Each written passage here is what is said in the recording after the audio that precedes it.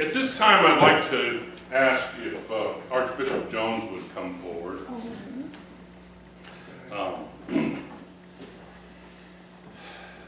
Those of you who are not new to the OAC will know that he is my immediate predecessor, and that it's now been, in a few days, it'll be 4 years since you retired, and I sat down in the big chair, and those of you who were here that day will remember that the very first act I did was to try and honor him for his service to the church and to the OAC. But now we're 4 years down the road, and he's not stopped working for the church and helping the church. And I have told this to other people that I couldn't have asked for a better predecessor. If I need something, he will do it. I don't think he's ever denied me anything that I've asked of him. He's been involved. He still carries the burden of the church because the burden of the church is too much for me to carry alone. So all the problems of the church, I keep him in the loop and for his advice, and also in case something happened to me that someone else would be able to help carry on. And so I want to honor him today. He doesn't need this, but it's something I can do for him to honor him. So I want to read something to you. Come down here. And you can see right here, and I'll read this to you. It says, Thomas Edward Gordon, Metropolitan Archbishop of the Orthodox Anglican Communion, lawfully empowered by the bishops of this communion for the purposes herein written, to our beloved in Christ, the most Reverend T. Creighton Jones, health and grace in Jesus Christ our Savior. Whereas in schools regularly instituted, a laudable usage and custom hath long prevailed, and that with the approbation as well of the pure Reformed churches, as of the most learned men for many ages past, that they who have with proficiency and applause exerted themselves in the study of any liberal science should be graced with some eminent degree of dignity. And whereas the Metropolitan Archbishop of the Orthodox Anglican Communion, enabled by the rule of this church, doth enjoy power of conferring degrees and titles of honor upon those considered deserving of such recognition, doth more fully appear. We therefore, being vested with the authority aforesaid, have judged it expedient, in consideration of your proficiency in study, uprightness of life, soundness of doctrine, and purity of morals, that you be dignified with the degree of Doctor of Divinity, and we do by these presents, so far as in us lies, accordingly admit you into the numbers of Doctors of Divinity in this communion, with all the rights and privileges thereto pertaining, in testimony whereof we have caused our episcopal seal to be hereunto fixed, this the 7th day of April, AD 2019, in the 7th year of our consecration, if you can believe that.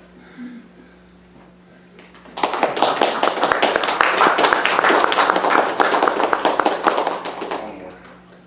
There are a lot of people who share this with me.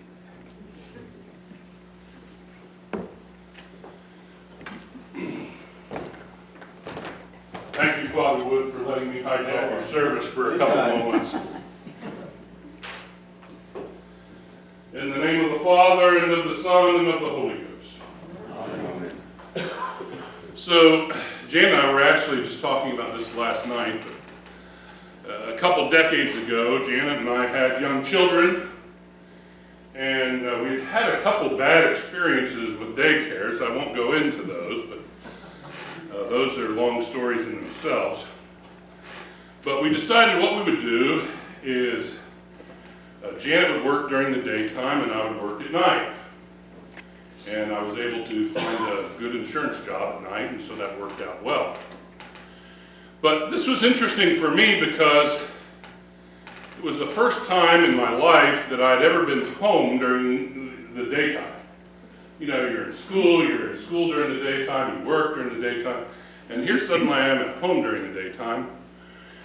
And so, of course, what do? You flip on the television, and I realized very quickly that the daytime television was pretty much a wasteland back then. This is long before Netflix binging and all those kinds of things. And I stumbled across a talk show. It's no longer on the air. But they had a woman on there who was having a paternity test for her child. And I remember it because I felt so bad for her. She had the man there who she believed was the father, and he didn't believe he was the father. Then there was another man there who this guy accused of being the father. And anyways, the tests come back, and the first guy is not the father. And the tests come back, and the second guy is not the father. And I just saw that young woman there, and my heart broke for her. Her face, it was painful to see. Just remember the devastated look being on her face. Well, I want to talk about paternity tests today in speaking about our gospel lesson. Our gospel lesson gives us the opportunity to contemplate paternity. Like the mother on the TV show, the people Jesus is speaking with believe they know who their father is, and they tell this to Jesus over and over as if somehow to convince themselves that it's true. But Jesus administers something of a paternity test to them. Now, I've had a DNA test done to test family origins and all those kinds of things. And those are very interesting. You learn some things. But with the paternity test that Jesus administers here, you can know who your spiritual father is. Now, you may believe that you know who your spiritual father is, but the people in Jesus' audience that day thought they knew it too, and he he at least told them that they were wrong. Now, I wish I could preach for an hour and a half today, because I'd love to start at verse 12 and go through the whole chapter. The thing is, it's a conversation back and forth, so anytime you cut it down, you're coming in halfway through a conversation and you're missing out a lot of the important information. So I want to, as a way to try to address that, I want to talk about the issue of paternity, hit a couple of the themes that help us determine this paternity, and then wrap it all up. So in the Gospel, John 8, the scene is that Jesus has spent the night at the Mount of Olives, and then teaching during the day at the temple in Jerusalem. In the study of the chapter, one of the first things I learned when I learned how to properly study the Bible is to pay attention to words when they're repeated. And in this chapter, we end up having words repeated over and over again that you should make note of. In this chapter, the word father is used 20 times. Okay, now, just to tell you how much that is a theme of this chapter. In the previous chapter, it's used 0 times, and then the chapter after it, it's used 0 times. Okay? The word Abraham, 11 times in this chapter. And of course, again, we're talking about paternity when we talk about Abraham. It's not used at all in chapters 7 or 9. So with a cursory reading, you can be pretty confident this passage has something to do with paternity, right? And what you do have here is Jesus teaching about his relationship to God the Father, his Father. His audience, the Jews, claim both Abraham and God as their father. And I want to give you something of a summary. I told you it's a conversation back and forth. Jesus tells them, the Father sent me. The Father testifies of me. And that they do not know the Father because they do not know him. The Father is true, and I speak the words of the Father. What I teach is from the Father. And again, the Father sent me. The Father is with me. He has not left me alone, and I do what pleases the Father. And then the passage takes a significant turn at verse 31 and 32. Previous to this, the Pharisees listening to Jesus had questioned his truthfulness in verse 13. In that they were accusing him of having no witnesses to what he said about himself, because the truth was established with 2 witnesses. Then later in the passage, when Jesus speaks of going away, they believe that maybe Jesus is thinking about committing suicide. In reaction to verses 31 and 32, there's more back and forth dialogue. It says, Jesus says, "If you continue in my word, then you are truly my disciples, and you will know the truth, and the truth will make you free." That's important because in response to this, they reject Jesus' words because they're, one, Abraham's seed, and two, they say, we've never been slaves to anyone. You can't set someone free who isn't a slave. We're Abraham's seed. We've never been enslaved to anyone. So the dialogue continues, and Jesus says, well, you are Abraham's seed, and you have to pay attention to what Jesus says here because he switches words. He says, you are Abraham's sperma, you are his seed. But then he says, you're not Abraham's teknon, you're not his children, you're not his offspring. You are his seed, but you're not his children. If you were Abraham's children, Jesus says you would do the works of Abraham. To which they rightly infer that Jesus says that they aren't really Abraham's offspring in some way, and then they quickly deny that they are children of fornication or bastards. Here then they actually claim God is their father. They said God is our father. So these paternity issues are going back and forth. Jesus tells them that they are not Abraham's children because they do not do what Abraham did, but rather, who are they the children of? They're not Abraham's children. They're not God's children. You're children of the devil. That's what he tells them. He says, you're children of the devil. He says the devil is a liar and a murderer, and their acts are consistent with their father, the devil. They do not believe the truth, and they want to kill Jesus. They also stay in that paternity theme, saying that Jesus must be a Samaritan, which is akin to saying he's a bastard himself or something. So that's an overview of the paternity. Another theme here, and we've touched on it a little bit, is truth and lies. There's this constant back and forth about the truth and what's false, what's a lie. In verse 13, the Pharisees say to Jesus, you are testifying about yourself, but your testimony is not true. Jesus says, my testimony is true. My judgment is true. Jesus also says the testimony of two men is true. He says, I'm the one who testifies about myself, and my Father testifies about me, so what I say is true. Jesus also says, he who sent me is true. He says, if you abide in my word, you are truly my disciples. And you will know the truth, and the truth will set you free. And then he says, you seek to kill me, a man who has told you the truth. He says in verse 44, your father, the devil, has nothing to do with the truth, because there is no truth in him.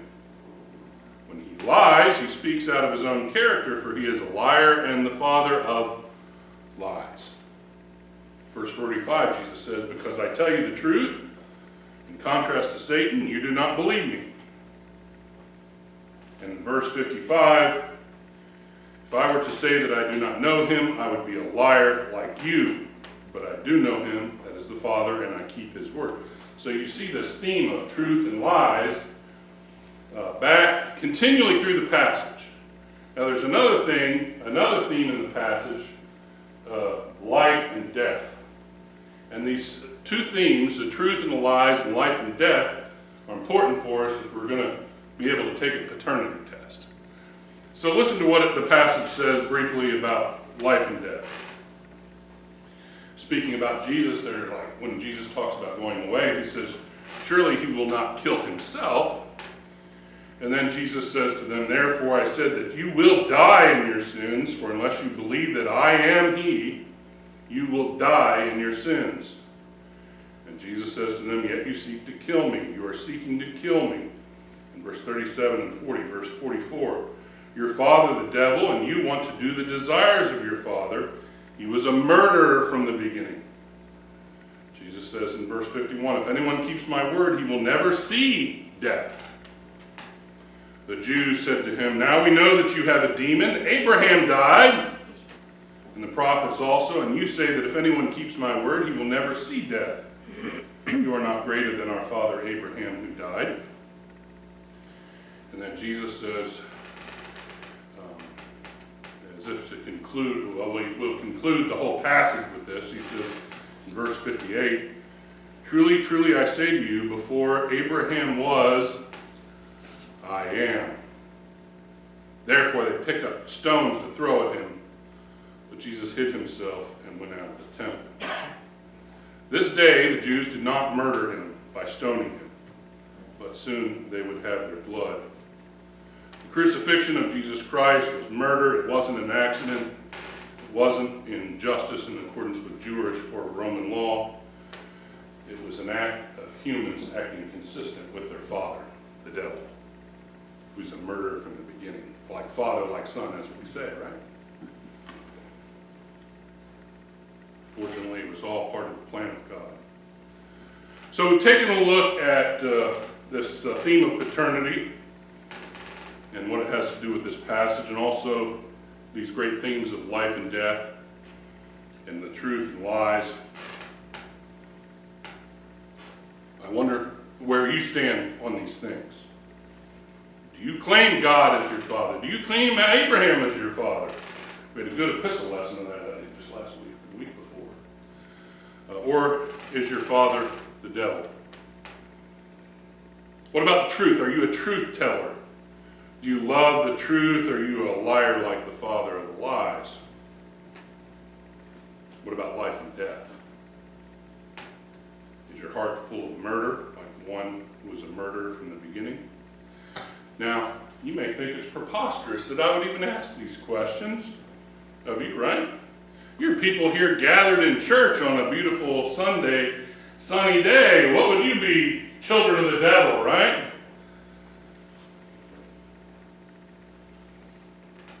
My answer is that you absolutely could be.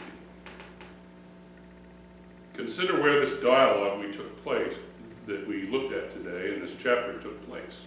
Where did it take place? At the temple, right? It took place at the temple. It didn't happen down at the local tavern, right? It took place at the temple.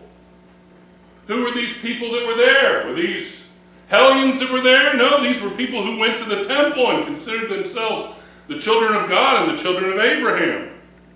That's who the audience was. Still don't believe me that the children of the father of lies could be here in this room today?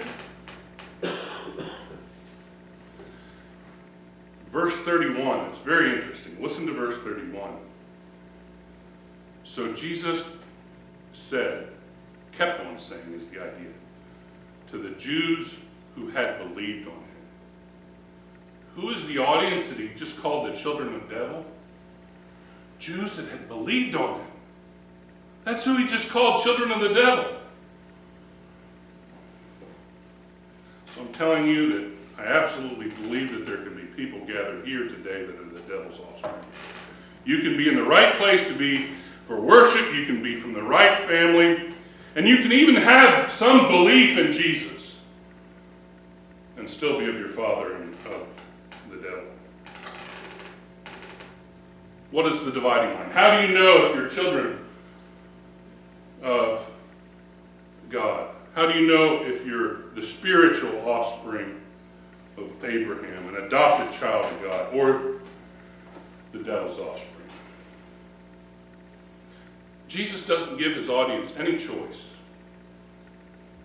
You see, Christianity is not just a series of intellectual propositions. If you listen to Jesus, you see everywhere he is calling people not to believe in a system of doctrine, but to believe on him. And not just certain things about him, to believe on him. Jesus calls them to believe that he is God manifest in the flesh. He calls them to believe that he is Jehovah God. And not to reject that is to mean you are not of the faith of Abraham or a child of God, but rather the devil's offspring. That's the paternity test. Teaching there at the temple in Jerusalem, Jesus tells them that I am the great I am. Reject that, you're the devil's offspring. He says, before Abraham was, I am. In verse 12 of this chapter, there's another 7 of these great I am passages in the book of John. And Jesus in verse 12 gives us, I am the light of the world. Jesus here is saying that I am Jehovah God, the great and mighty God, creator of the universe, the one who calls himself I am, the one who appeared to Moses and said, I am, the one who said, when you go to those Jews, the Hebrews in Egypt, you tell them, I am sent you. And you know what? When Jesus said, before Abraham was, I am, they knew exactly what he was saying. What did they do? He's blaspheming, stone him. They knew exactly what he was saying. To reject that is to mean you are a child of the devil. So what about you? I already told you can be here for worship. You can be from the right family. You can even believe a lot of really wonderful things about Jesus. But you can do all those things and still be the devil's offspring. What you believe about Jesus makes all